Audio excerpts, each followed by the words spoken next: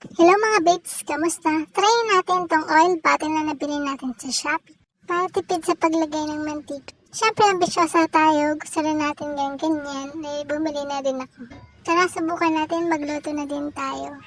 Spray the oil in the pan, next English, ambisyosan pala. Siyempre yung brush subukan din natin. Ilagay na natin ang bawang at sibuyas and mix hanggang sa mag-aroma na siya.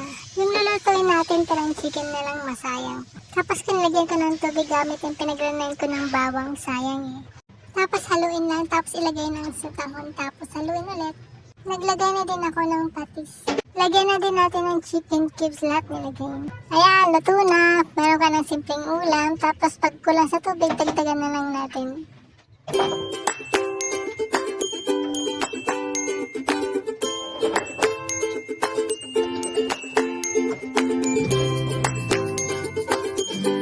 Samahan na din natin ng smoke long